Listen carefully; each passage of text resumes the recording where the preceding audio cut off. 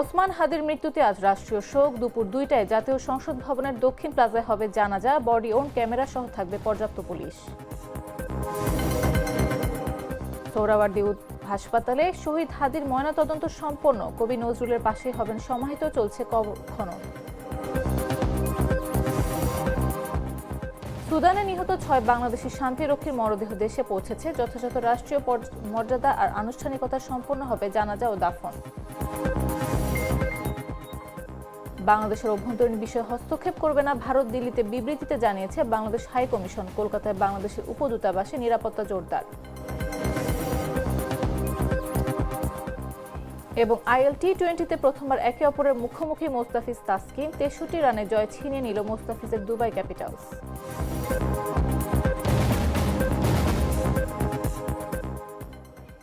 দুপুর 1টা নিউজে সবাইকে আমন্ত্রণ। সাথে আছে আমি নাফিস আব্দুল্লাহ। আমি তো মশলা বদলে ফেলেছি, এবার আপনিও বদলে ফেলুন। একবার প্রাণ গুঁড়া মশলা ব্যবহার করেই দেখুন। ইনকিলাব মঞ্চের মুখপাত্র শরীফ ওসমান হাদির মৃত্যুতে একদিনের রাষ্ট্রীয় শোক পালন করা হচ্ছে। শনিবার দেশের সব সরকারি, আধা সরকারি, স্বায়ত্তশাসিত প্রতিষ্ঠান, শিক্ষা প্রতিষ্ঠান, সরকারি বেসরকারি ভবন এবং বিদেশে বাংলাদেশ মিশনগুলোতে জাতীয় পতাকা অর্ধনিমিত রাখা হয়েছে। এদিকে দুপুর 2টায় জাতীয় সংসদ ভবনের দক্ষিণ প্লাজায় অনুষ্ঠিত হবে ওসমান হাদির জানাজা। জানাজার নামাজ পড়াবেন বড় ভাই আবু বকর সিদ্দিক। বিস্তারিত জাগরের রিপোর্টে। আল্লাহ যদি বাঁচায় রাখে যা বলাই দেই, শরীফ ওসমান হাদির দায়বদ্ধতা কলম দিয়ে নয়, তিনি ইতিহাস লিখতে চেয়েছিলেন মানুষের জাগ্রত বিবেক দিয়ে। মঞ্চে দাঁড়িয়ে যে কণ্ঠ অবিচারের বিরুদ্ধে ছিল সোচ্চার, সেই কণ্ঠ আজ স্তব্ধ। সেই শরীফ ওসমান হাদিকে হারিয়ে গোটা দেশ আজ শোকাহত।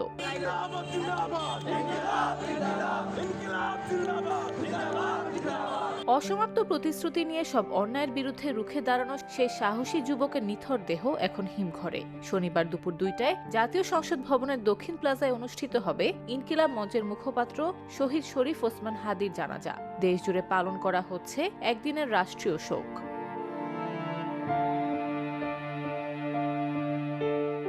দেশের সব সরকারি, আধা সরকারি, স্বায়ত্তশাসিত প্রতিষ্ঠান, শিক্ষা প্রতিষ্ঠান, সরকারি বেসরকারি ভবন এবং বিদেশে বাংলাদেশ মিশনগুলোতে জাতীয় পতাকা অর্ধনিমিত রাখা হয়েছে। এদিকে শহীদ হাদির জানাজা পড়তে আসা ব্যক্তিদের জন্য কিছু নির্দেশনা অনুসরণ করতে বলেছে অন্তর্বর্তী সরকার। জানাজায় অংশগ্রহণে আগ্রহীদের কোনো প্রকার ব্যাগ বা ভারী বস্তু বহন না করতে অনুরোধ জানানো হয়েছে। সেই সঙ্গে সংসদ ভবন এবং এর আশেপাশের এলাকায় ড্রোন ওড়ানো সম্পূর্ণ নিষিদ্ধ। এদিকে ট্রাফিক নির্দেশনা দিয়ে ঢাকা মহানগর পুলিশ জানিয়েছে, শহীদ শরীফ ওসমান হাদির নামাজে জানাজা উপলক্ষে বিপুল সংখ্যক লোক সমাগম হবে। ফলে এ সময় মানিক মিয়া এভিনিউতে যানবাহন চলাচল সীমিত থাকবে। জানাজা অনুষ্ঠানের সুবিধার্থে খেজুর বাগান ক্রসিং হতে মানিক মিয়া এভিনিউ পর্যন্ত যান চলাচল বন্ধ থাকবে। এ সময় বিকল্প সড়ক ব্যবহারের অনুরোধ জানানো হয়।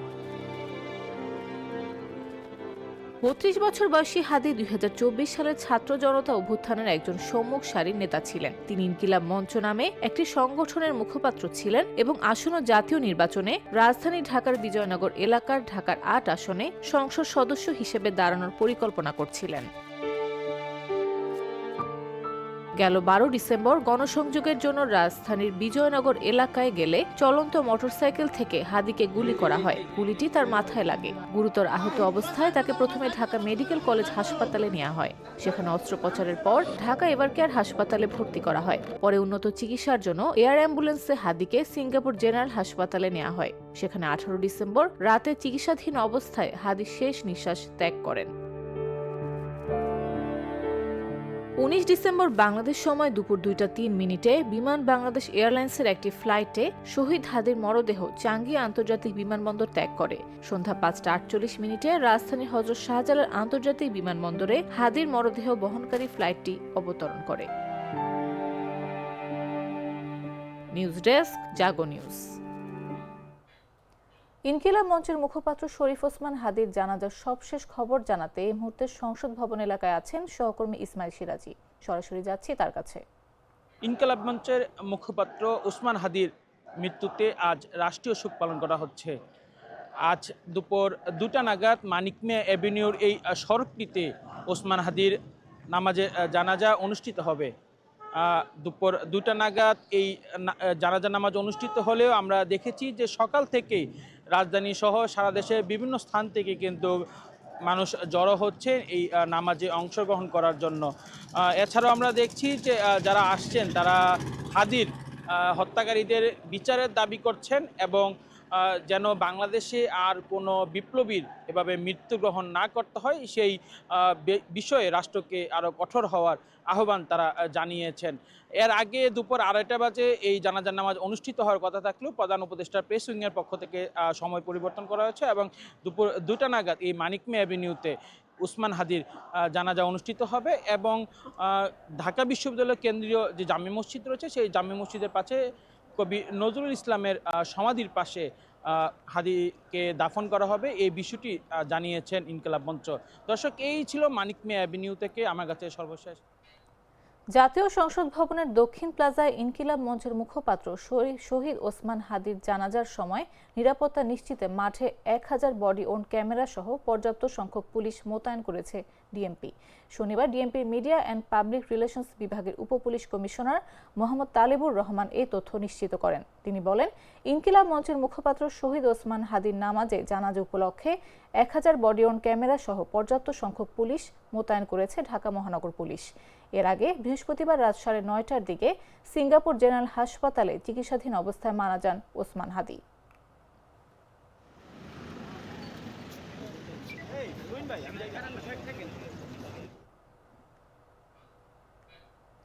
কবি কাজী নজরুল ইসলামের পাশেই সমাহিত হবেন ইনকিলাব মঞ্চের মুখপাত্র শহীদ ওসমান হাদি। ঢাকা বিশ্ববিদ্যালয়ের সিন্ডিকেট সভায় এই সিদ্ধান্ত হয়। শুক্রবার রাতে ঢাকা বিশ্ববিদ্যালয়ের সিন্ডিকেটের জরুরি অনলাইন বৈঠকে এই সিদ্ধান্ত গৃহীত হয় বলে জানিয়েছেন বিশ্ববিদ্যালয়ের প্রক্টর ডক্টর সাইফুদ্দিন আহমদ। তিনি জানান, ওসমান হাদির পরিবার, ডাকসু এবং ক্যাবিনেট সদস্যদের অনুরোধের পরিপ্রেক্ষিতে জরুরি সিন্ডিকেট সভা ডাকা হয়। সভায় সর্বসম্মতিক্রমে নজরুল সমাধি প্রাঙ্গণে খালি থাকা নির্দিষ্ট স্থানে ওসমান হাদির দাফন স্থল নির্ধারণ করা হয়। শনিবার সকালে নজরুল সমাধির সামনে ওসমান হাদির নির্ধারিত কবরস্থান এক নজর দেখার জন্য উৎসুক মানুষের ভিড় জমাচ্ছে। চলছে কবর খননের কাজ। এর আগে মৃত্যুর প্রকৃত কারণ নির্ধারণে শহীদ সোহরাওয়ার্দী মেডিকেল কলেজ হাসপাতাল মর্গে হাদির মরদেহের ময়না তদন্ত সম্পন্ন হয়। পরে মরদেহ আবার জাতীয় হৃদরোগ ইনস্টিটিউটের হিমঘরে ফিরিয়ে নেওয়া হয়। সেখানে মরদেহের গোসল শেষে জাতীয় সংসদ ভবনের দক্ষিণ প্লাজায় জানাজার জন্য নেওয়া হবে।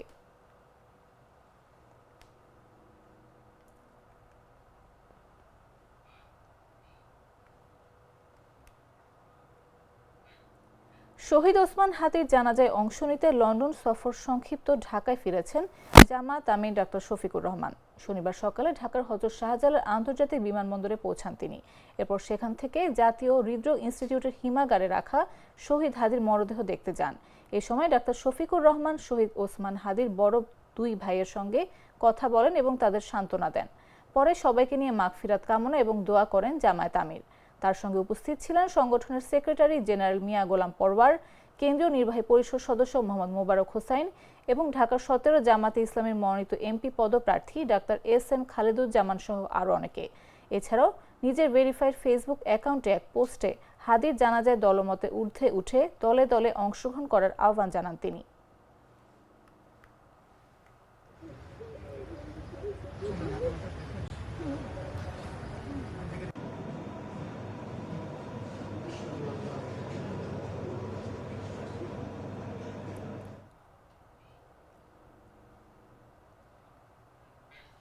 শাশুড়ি বেগম খালেদা জিয়ার পাশে 2 সপ্তাহ থেকে আবারও লন্ডনের উদ্দেশ্যে ঢাকা ছেড়েছেন বিএনপির ভারপ্রাপ্ত চেয়ারম্যান তারেক রহমানের সহধর্মিণী ডাক্তার জুবাইদা রহমান। শনিবার সকাল 9:45টার দিকে বাংলাদেশ বিমানের BG202 ফ্লাইটে সকাল 8:40 লন্ডনের উদ্দেশ্যে ঢাকার হযরত শাহজালাল আন্তর্জাতিক বিমানবন্দর ছাড়েন তিনি। এর আগে সকাল 7:10 ধানমন্ডির বাবার বাসা থেকে জুবাইদা রহমান বিমানবন্দরের উদ্দেশ্যে রওনা করেন। পুরো যাত্রাপথে তার গাড়িভর ঘিরে নেওয়া হয় বিশেষ নিরাপত্তা ব্যবস্থা। এ সময় ডাক্তার জুবাইদার সঙ্গে তার পরিবারের সদস্যরাও ছিলেন। জানা গেছে, লন্ডনে যাওয়ার 4 দিন পর আগামী 25 ডিসেম্বর স্বামী তারেক রহমান ও মেয়ে ব্যারিস্টার জাইমা রহমানকে সঙ্গে নিয়ে আবারও দেশে আসার কথা রয়েছে ডাক্তার জুবাইদা রহমানের। নির্বাসিত জীবন পেরিয়ে 17 বছর পর সপরিবারে সেদিন দেশে ফিরছেন বিএনপির ভারপ্রাপ্ত চেয়ারম্যান।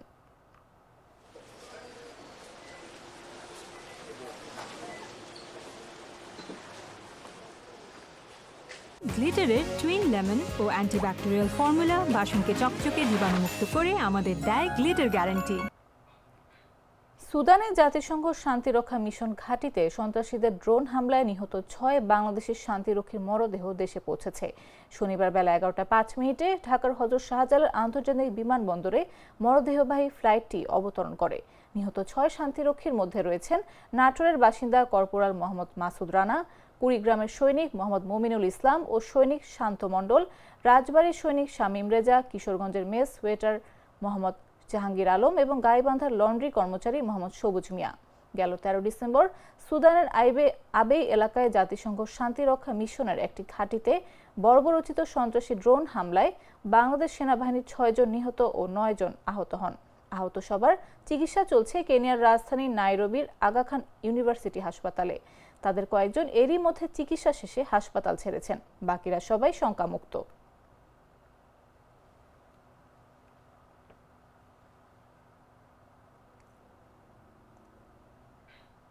ময়মনসিংহের ভালুকায় সনাতন ধর্মাবলম্বী যুবক দীপু চন্দ্র দাসকে পিটিয়ে হত্যার ঘটনায় 7 ব্যক্তিকে সন্দেহভাজন হিসেবে গ্রেফতার করেছে র্যাপিড অ্যাকশন ব্যাটালিয়ন। শনিবার প্রধান উপদেষ্টার জ্যেষ্ঠ সহকারী প্রেস সচিব ফয়েজ আহমদ এ তথ্য জানান। র্যাব 14 বিভিন্ন স্থানে অভিযান চালিয়ে সন্দেহভাজনদের গ্রেফতার করে। এর আগে বৃহস্পতিবার রাতে ভালুকা উপজেলার স্কয়ার মাস্টার বাড়ি ডুবালিয়া পাড়ায় ধর্ম অবমাননার অভিযোগে ময়মনসিংহের ভালুকায় হিন্দু ধর্মের এক যুবককে পিটিয়ে হত্যা করে একদল ব্যক্তি। পিটিয়ে হত্যার পর ওই যুবকের মরদেহ গাছের সঙ্গে বেঁধে আগুন দেওয়ার ঘটনা ঘটে বলে জানিয়েছেন ভালুকা থানার ডিউটি অফিসার রিপন মিয়া। নিহত যুবকের নাম দীপু চন্দ্র দাস বলে জানিয়েছে পুলিশ। তিনি স্থানীয় একটি পোশাক কারখানায় কাজ করতেন এবং ওই এলাকায় ভাড়া থাকতেন বলে প্রাথমিকভাবে জানতে পেরেছেন কর্মকর্তারা।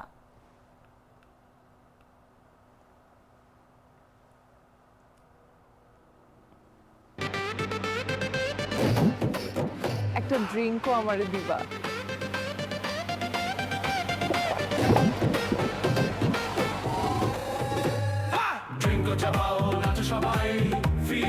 ড্রিঙ্কো হাতে তোমার বিয়ের, হলুদের অথবা রিসেপশনের নাচের ভিডিও #ড্রিঙ্কো দিয়ে শেয়ার করে জিতে নিতে পারো সিঙ্গাপুর হানিমুন ট্রিপ। জানাবো আন্তর্জাতিক সংবাদ।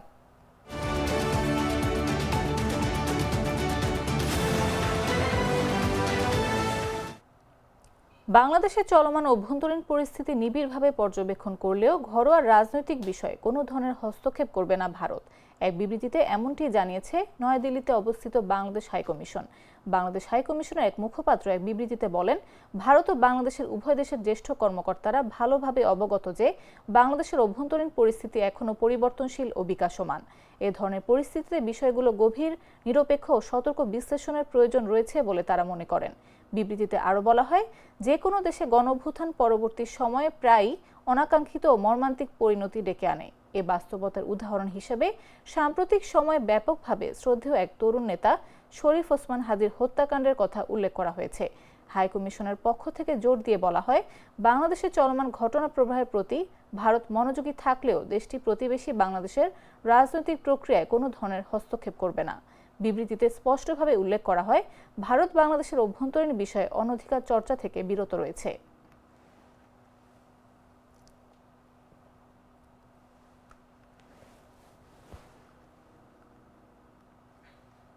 ইনকিলাব মঞ্চের মুখপাত্র ওসমান হাদির মৃত্যুর পর ভারত ও বাংলাদেশের মধ্যে নতুন করে উত্তেজনাকর পরিস্থিতি দেখা দিয়েছে। এই পরিস্থিতিতে কলকাতায় অবস্থিত বাংলাদেশের উপদূতাবাসের সামনে নিরাপত্তা ব্যবস্থা আরও জোরদার করা হয়েছে। এই নিরাপত্তা ব্যবস্থা করা হয়েছে কলকাতা পুলিশের পক্ষ থেকে, যাতে কোনো রকম অপ্রীতিকর পরিস্থিতি তৈরি না হয়। কলকাতা পুলিশের অ্যাসিস্ট্যান্ট পদমর্যাদার অফিসার সহ পুলিশ বাহিনী দিয়ে ঘিরে রাখা হয়েছে গোটা চত্বরটি। নিরাপত্তার দায়িত্বে মোতায়েন করা হয়েছে 15 থেকে 20 জন কলকাতা পুলিশের কনস্টেবল। এছাড়াও নারী পুলিশ কর্মীও মোতায়েন করা হয়েছে। উপহাইকমিশনের গেটের সামনের রাস্তায় বসানো হয়েছে লোহার ব্যারিকেড। কলকাতা পুলিশের কমিশনার মনোজ বার্মা জানিয়েছে, অপ্রীতিকর ঘটনা এড়াতে তারা নজর রাখছেন পরিস্থিতির ওপর। সব ইউনিটকে অ্যালার্ট করে দেওয়া হয়েছে এবং কিছু কিছু নির্দেশ দেওয়া হয়েছে। সিকিউরিটি বাড়ানো হয়েছে।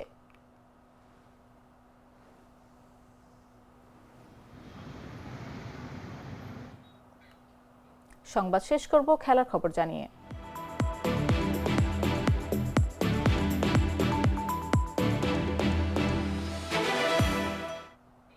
ইন্টারন্যাশনাল টি-20 লিগে প্রথমবার একে অপরের মুখোমুখি হয়েছিলেন মোস্তাফিজুর রহমান ও তাসকিন আহমেদ। বল হাতে দুজনের পারফরমেন্সই ছিল ভালো। জিতেছে মোস্তাফিজের দল দুবাই ক্যাপিটালস। তবে ১৯ বলে ৩৮ রান করে ম্যাচ সেরা হয়েছেন আফগানিস্তানের মোহাম্মদ নবী। শুক্রবার দুবাই আন্তর্জাতিক স্টেডিয়ামে মোস্তাফিজের দুবাই ও তাসকিনের শারজা একে অপরের মুখোমুখি হয়। সেই ম্যাচে ৬৩ রানে জয় পেয়েছে মোস্তাফিজের দুবাই। তাসকিনের শিকার ৩ উইকেট ও মোস্তাফিজের ২ উইকেট। দুবাই ক্যাপিটালস ১৮০ রানের দলীয় সংগ্রহ দাঁড় করায়। ৪৪ বলে ৬৬ রান করেন ওপেনার সেদিকুল আওতল। শেষ দিকে ১৯ বলে ৩২ রান করেন মোহাম্মদ নবী। ২৮ রান আসে জর্ডান কক্সের ব্যাট থেকে। সেদিকুল আওতল, জর্ডান কক্স ও দাসুন সানাকার উইকেট নেন তাসকিন আহমেদ। ৪ ওভারে ৪০ রান দিয়ে ৩ উইকেট শিকার করেন তিনি। ১৮১ রানের লক্ষ্য তাড়া করতে নেমে ১১৭ রানে গুটিয়ে যায় শারজা ওয়ারিয়র্স। সর্বোচ্চ ৪৭ রান করেন জেমস রেও। দ্বিতীয় সর্বোচ্চ ২১ রান আসে সিকান্দার রাজার ব্যাটে। ২ ওভারে ১৩ রান দিয়ে ২ উইকেট শিকার করেন মোস্তাফিজ। নিজের দ্বিতীয় বলে ওপেনিং জুটি ভাঙেন মোস্তাফিজ। ডেথ ওভারে আদিল রশিদকে ফেরান তিনি। ৪ ওভারে ২৩ রান দিয়ে ৩ উইকেট নিয়ে ম্যাচ সেরা নবী।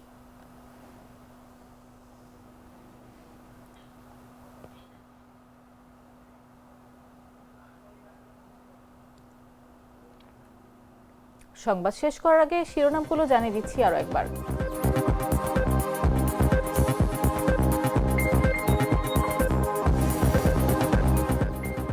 ওসমান হাদির মৃত্যুতে আজ রাষ্ট্রীয় শোক। দুপুর ২টায় জাতীয় সংসদ ভবনের দক্ষিণ প্লাজায় হবে জানাজা। বডিয়ন ক্যামেরা সহ থাকবে পর্যাপ্ত পুলিশ।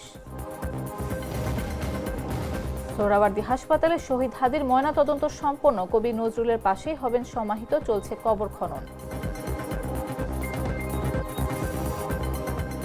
সুদানে নিহত ৬ বাংলাদেশি শান্তিরক্ষীর মরদেহ দেশে পৌঁছেছে। যথাযথ রাষ্ট্রীয় মর্যাদার আনুষ্ঠানিকতা সম্পন্ন হবে জানাজা ও দাফন। বাংলাদেশের অভ্যন্তরীণ বিষয়ে হস্তক্ষেপ করবে না ভারত, দিল্লিতে বিবৃতিতে জানিয়েছে বাংলাদেশ হাই কমিশন। কলকাতায় বাংলাদেশের উপদূতাবাসে নিরাপত্তা জোরদার। এবং আইএল টি-20তে প্রথমবার একে অপরের মুখোমুখি মোস্তাফিজ তাসকিন। ৬৩ রানে জয় ছিনিয়ে নিল মোস্তাফিজের দুবাই ক্যাপিটালস।